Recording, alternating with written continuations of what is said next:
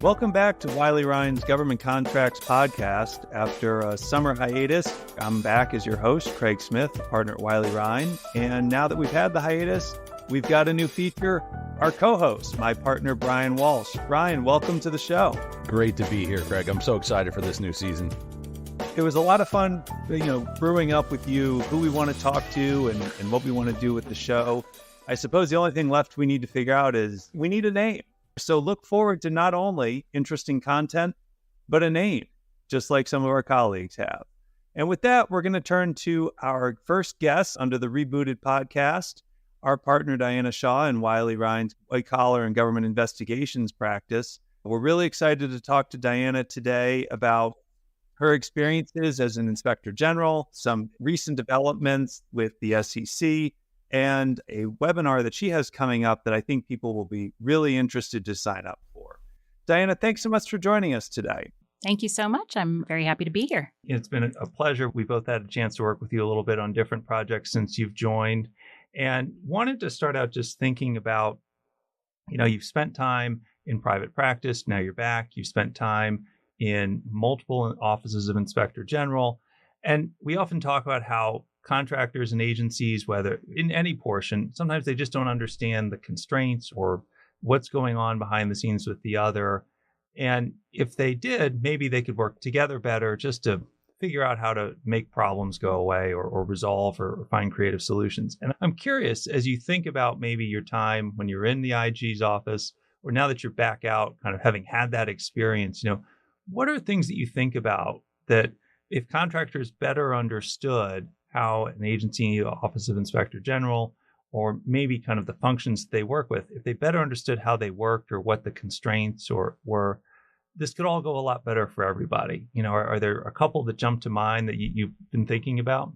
Well, I think the big disconnect and really the biggest friction point that I experienced between the contractors doing the work in the real world and the inspectors and auditors that come in and look at what they're doing and write reports about their performance is that inspectors general have to work off of criteria. That is part of the professional standards that they work under. And you want that because you want their work to be objective. You don't want it to be based on an opinion. You don't want them coming in and substituting their own judgment. And so they have to work with the criteria that's available. That's the FAR. It might be other agency-specific regulations. A lot of times those regulations don't map perfectly onto the reality of the situation. And that's where it can get really, really frustrating for contractors. Contractors are operating in the real world. They are dealing with the unique constraints of the circumstances in which they're performing. And they see the auditors come in and take this very draconian approach to auditing their performance. And then a report comes out that says you didn't do X, Y, and Z. And there's so much frustration, I think, on the part of contractors because they feel like the circumstances weren't really taken into account. And I get that. I think all of us in the oversight community understood that. And at the same time, I think it's important for contractors to understand the constraints that the inspectors and auditors have because they don't get to just make up criteria and they don't necessarily get to take full account of unique circumstances. At the same time, I think it's so important for contractors as they participate in the audit process to make sure that they are vocalizing the unique challenges. The other thing is that, agencies have the opportunity to update their policies. And sometimes OIGs, if there's such a disconnect between the policy as written and the reality of the moment, some agencies will actually look at that and OIGs will recommend an update in the policy to bring things more in line with the current day. I hear you say that. And what comes to my mind when you say, hey, the facts, they don't quite fit the policy or you didn't take account into it, my mind thinks that really that battle is almost or can be won or advanced long before an IG audit or agent shows up by documentation during performance or during the competition. Hey, telling the contracting officer, this is how we're going to approach this problem. What do you think? Is that something you think would be effective to really think about, well, if I think there might be a scenario that's going to be hard to explain or out of the norm later on, let's redouble our efforts to get this documented right now, contemporaneously? I think that is an excellent solution. I would actually say that good documentation ends up being the solution to so many issues that we see. I would wager that across OIG recommendations, you will see poor documentation as one of the most prevalent issues that we see in audits. And so good documentation can help, but there are going to be scenarios that can't be accounted for. And really then it's on the agency to address that in advance with either the OIG or within their own policy to make those adjustments so that there isn't that disconnect. Yeah, and I think we drill into our clients all the time, document, and that's obviously good to hear that others outside of traditional government contracts try to drill that in as well. One other thing you've been talking about, not drilling on, but talking about would be the SEC and developments with the SEC. As a caveat, my wife is a lawyer at the SEC, not in enforcement, so we can't trade anything, and she had nothing to do with this. But with that being said, she also has the at-home office in the bedroom, and I'm in the basement, so that tells you where I fit in the household. But you've been covering developments with the SEC. One very interesting is the supplier terms that some companies have gotten in trouble for assertedly interfering with whistleblowers. Can you tell us a little bit about that? Sure. So just kind of taking a step back, as an acting inspector general, not only did we receive whistleblower reports, but we are essentially responsible for enforcing whistleblower rights and protections and ensuring that whistleblowers aren't retaliated against and that they're able to use the mechanisms available to them to report misconduct. And so at State OIG, one of the evaluations that we did was actually looking at whether State Department was including in their contracts with contractors required language that says that you will ensure that your contracts and subcontracts make clear that employees and subcontractors and grantees have the right to report fraud, waste, abuse, and other misconduct.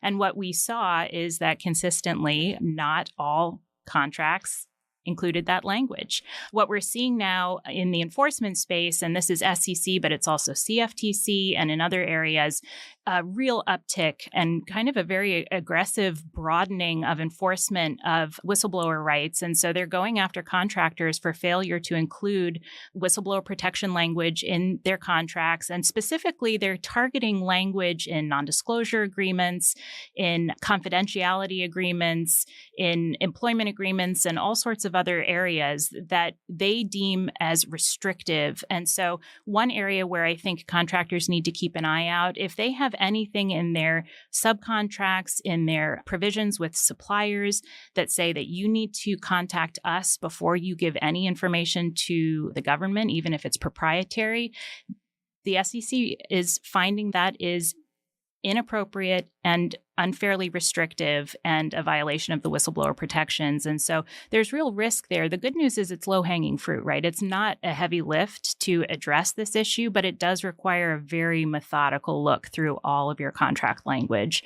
And so we're really trying to increase awareness for our clients to make sure that they realize the risk here and that they're taking appropriate action. Yeah, and I think, some of our government contract clients or pure government contract clients have dealt with this regime under 52203-19, where they had to make sure they didn't have this kind of language. The problem for some of our clients is they're both commercial and government contractors, and maybe they have, they're not flowing down FAR clauses. Maybe something like this existed. Just recycle some old terms. Recycled some old terms, borrowed some terms from some other companies, T's and C's on their websites, and ended up with it. And obviously the alert is great. It's SEC looking at your vendor contracts for whistleblower restraints. Find 7 more companies. That's from September 10th. So if you're listening to this, you want to check that out, learn more about it. There's some interesting language in these that obviously made these companies a target for the SEC that get some money out of and some fines, which are never a good thing. But definitely check out that alert.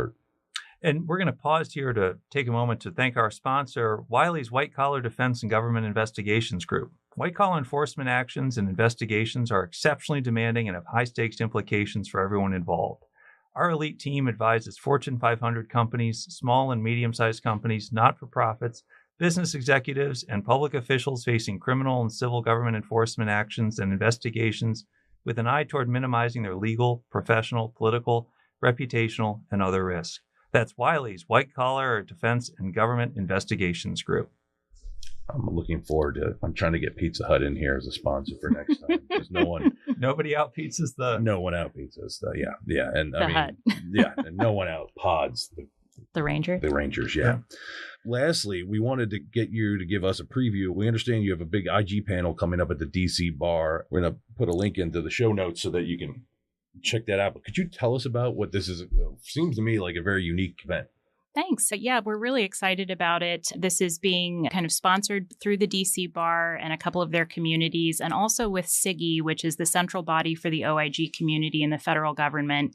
And we have 3 sitting IGs of some very prominent agencies, the Department of Justice, Department of Defense, and the IG for the intelligence community. And they will all be joining me for a moderated panel to talk about trends and oversight, really with a look forward to what they see as emerging trends. We'll be talking a little bit about some of the questions that we talked about today, the sorts of issues that they see contractors consistently trip up on in ways that they can engage better with OIGs to support the work, use of AI, things like that. And so we're very excited about it. I think it's going to be really informative. And when is that again? It's September 24th at noon. 2 weeks from when the alert came out. That's right. See, that's an ezy way to remember. You can read the alert and then know 2 weeks from that, 24th, you got the IG panel. Or you could look at a calendar. That too. Let's not make things too easy. All right. Well, Diana, thank you so much for joining us. As a final thank you, you took, if I read your bio correctly, a degree at Oxford, correct? I did. And I want to ask you, see how much you were paying attention while you were there. Oh. So we've got some Oxford trivia for you. Oh, dear. 3 questions. We'll see how you do. And if you nail all 3, you're going to get some competitive range merch. Okay. Which once we order it. So 1, do you know what event sparked the growth of Oxford starting in the year 1167? What event sparked the growth of Oxford? Magna Carta? King Henry II banned English students from studying at the University of Paris. Okay. Smart. All right. I'll let you, all you need to do is get in the right century for this one. Oh, dear. When was New College founded? New College. 14th century. Correct. Wow. 1379. Very well done. All right. We might still give you merchandise if you can come up with this one. Uh-oh. Green Templeton College, one of the rare merged colleges at Oxford. It was, the green portion was Green College. It was founded in 1979 from the fortune or the bequest or niceness of Cecil Green. For children of the 80s and 90s, you're going to recognize what company he made his money from. Do you know? Cecil Green. I'm trying to give a hint here, but I don't know if it's... No one can Is see it a you. calculator? Okay. Texas Instruments. Okay.